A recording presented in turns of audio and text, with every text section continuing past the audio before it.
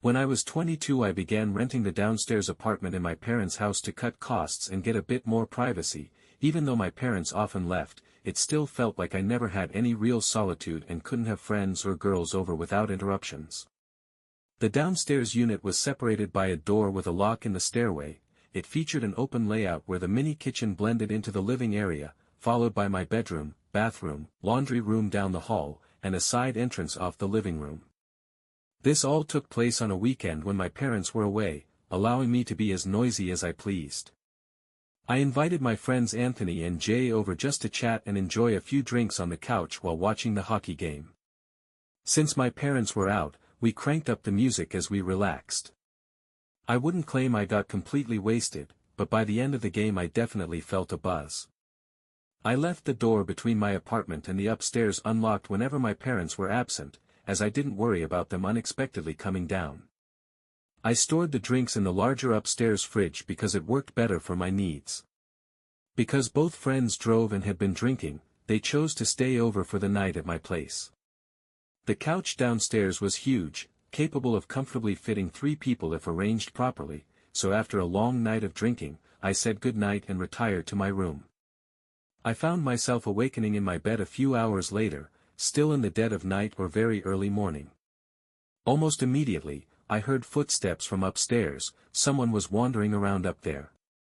I naturally assumed it was either Anthony or Jay heading up to check my parents' fridge for a cold drink, so I didn't worry too much about it. I shut my eyes again, only to soon hear the sound of my bedroom doorknob. Someone was trying to twist it, but it remained locked. I always secure my bedroom door, it's just a habit. I wondered why either of them might be trying to enter, but I was too tired and figured that if I pretended to sleep, they'd eventually go back to bed themselves. It might sound odd, but I simply lacked the energy to care, and that strategy worked. I drifted off again, and when I awoke the next morning, Anthony had already left while Jay was still sleeping on the couch. When he heard me open the fridge door, he slowly stirred and rubbed his eyes.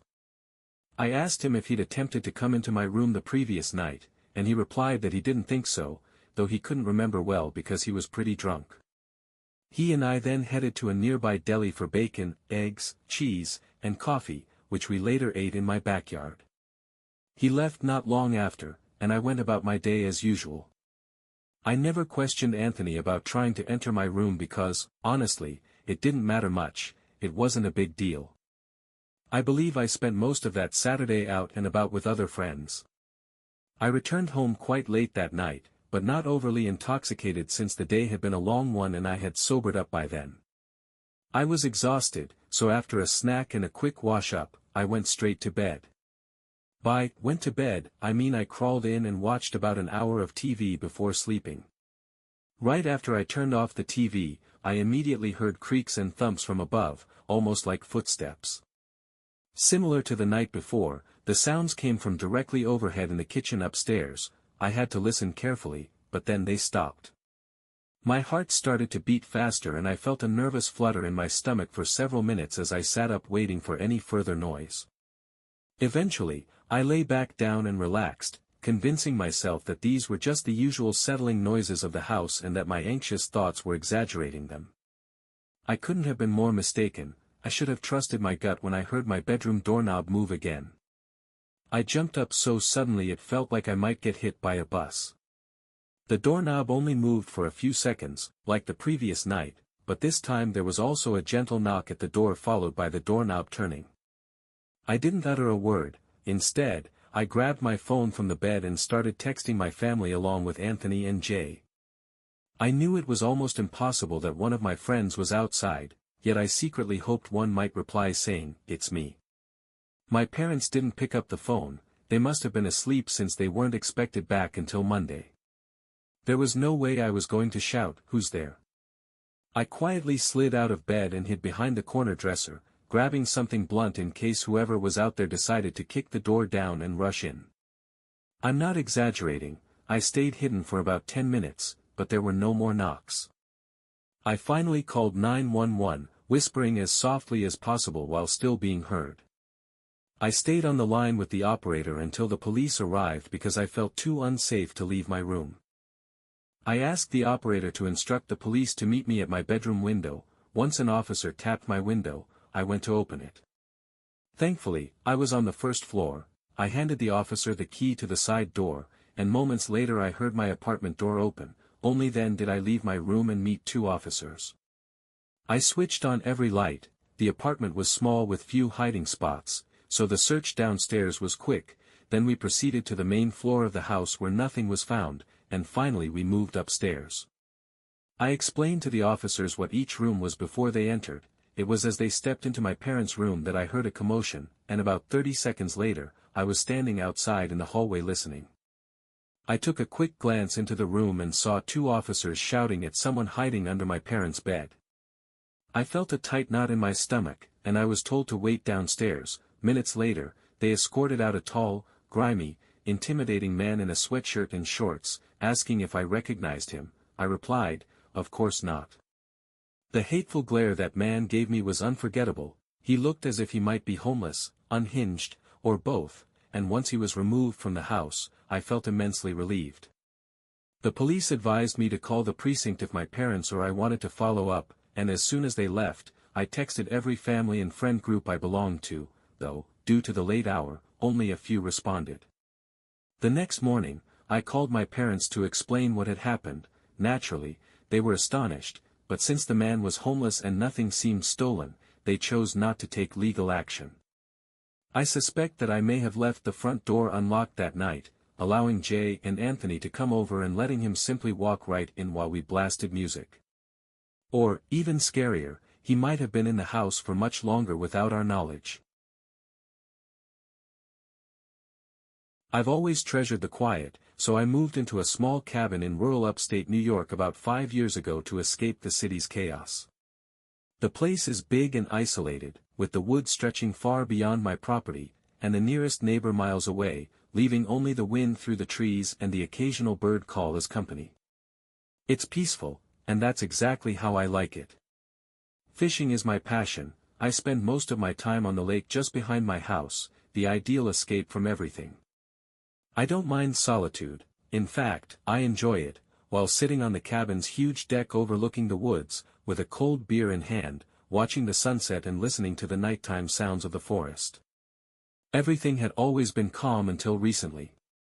About 2 weeks ago, I was on the deck, staring into the darkness, when I suddenly heard a twig snap in the distance.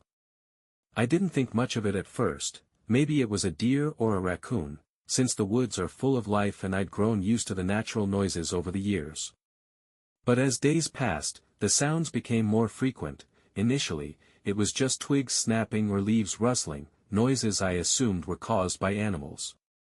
Then one night, I heard something different, a scratching noise coming from the side of the house, near the spare bedroom window. It was quiet, almost as if it were trying to be stealthy. I sat up, my heart beating faster than usual, and waited, but nothing else happened. I figured it was probably just a squirrel and went back inside to lock up for the night. The next evening, I heard that scratching sound again. It wasn't limited to the side of the house anymore. Now it sounded like it was right outside the spare bedroom window. I froze and listened carefully, my nerves beginning to fray, unable to explain the unsettling feeling.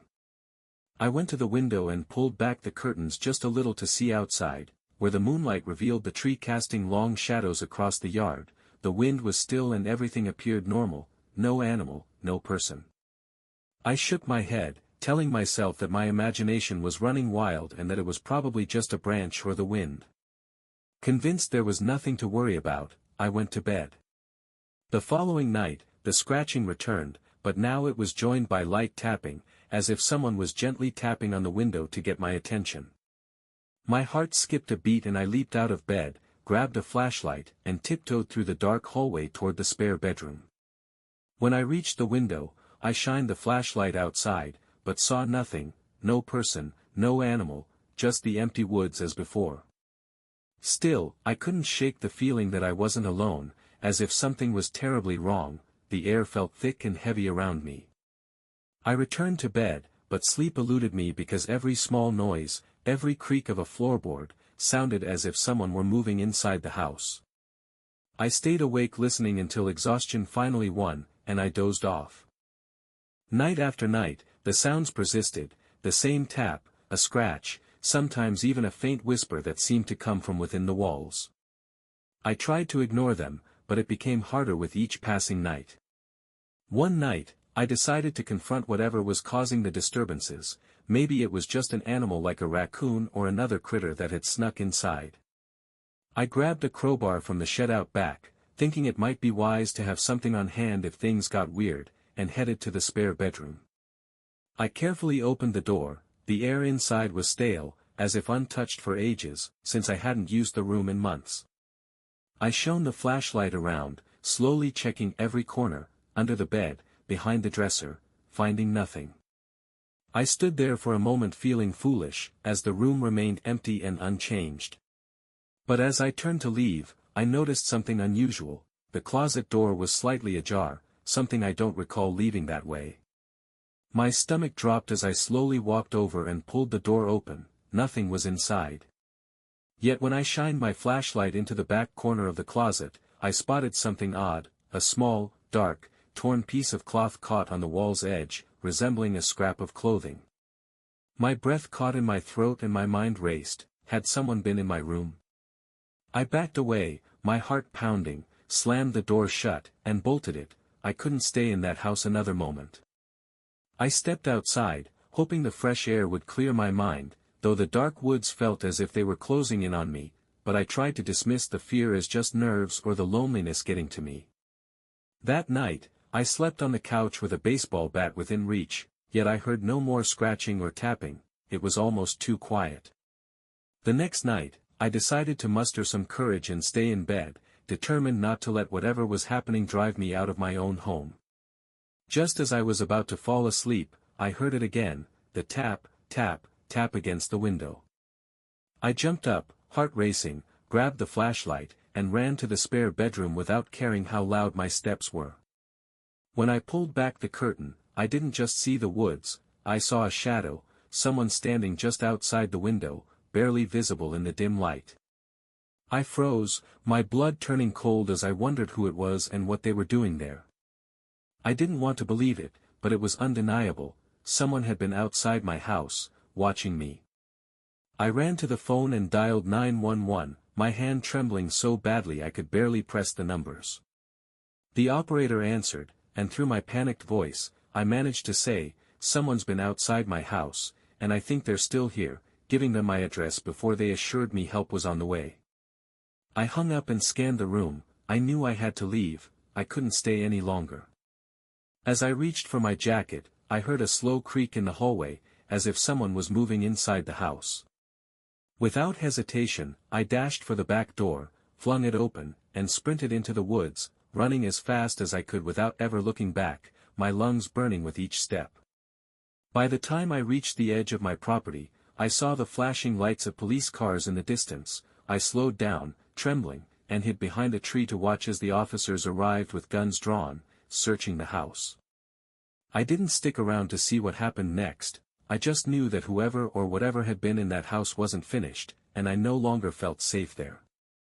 Afterward, I followed up with the police to let them know I was okay so they wouldn't keep looking for me, but the cabin still sits alone in the woods, and it no longer feels like home. Every time I close my eyes, I still hear the tapping sounds. I don't know who was in my house or what they wanted, but one thing is clear, they were waiting for me, and they're still out there. This happened when I was about 15 years old back in 2008.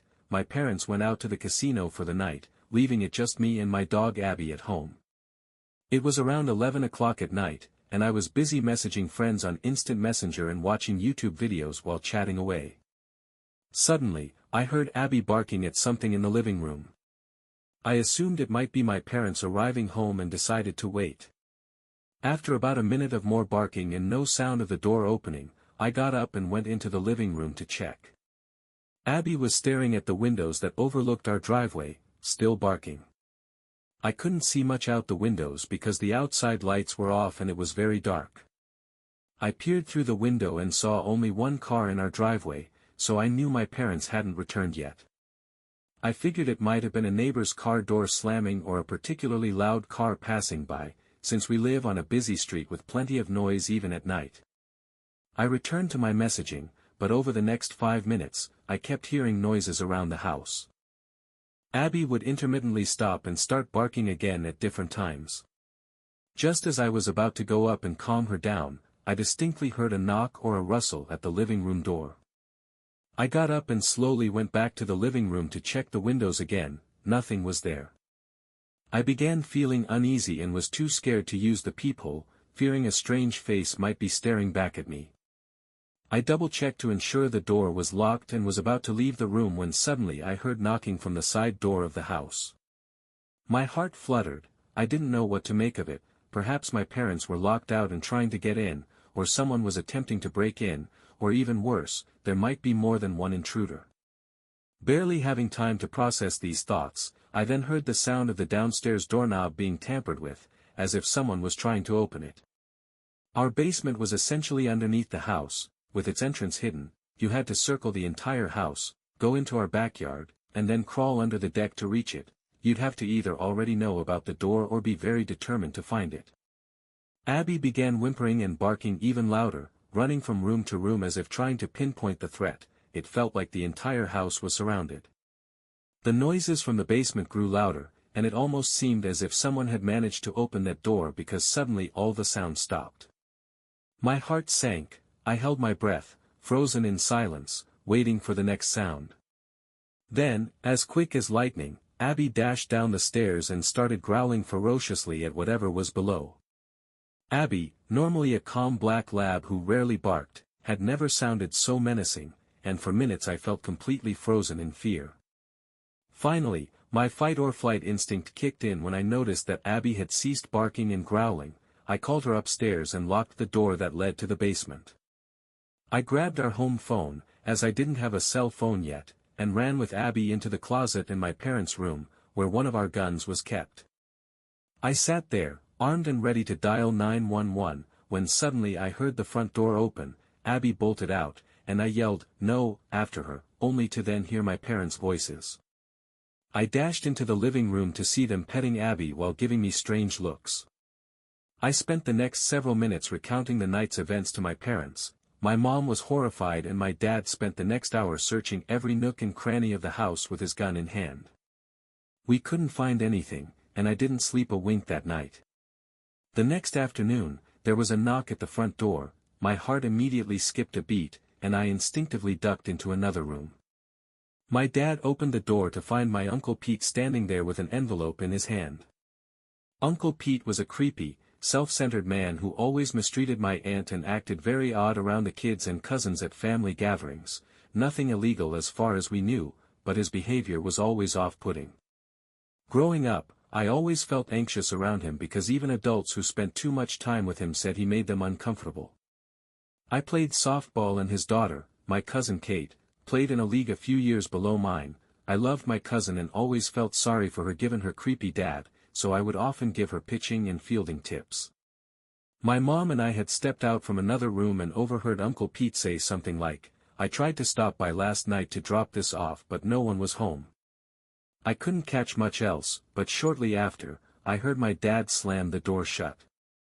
My mom and I peeked out and asked what had happened. My dad, his face trembling with anger, explained that Uncle Pete had been roaming around the house the previous night trying to get in. He handed me the envelope, and when I opened it, I found a card with a gift card inside thanking me for helping his daughter with softball lessons, a night filled with panic and terror all caused by my creepy uncle.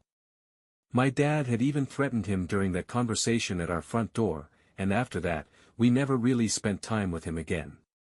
When I look back on this story, I'm at least glad I discovered who was behind the incident. Otherwise, I might have spent years wondering if it had been burglars, a ghost, or something else entirely. I'm thankful that Abby was there to protect me. She definitely scared him off when he tried to enter through the basement, but even so, I'm still left with many questions. What was he thinking? Why did he feel the need to drop off that card so late at night? Why didn't he get the hint that no one was home when the front door went unanswered? And worst of all, what would have happened if he had managed to get inside?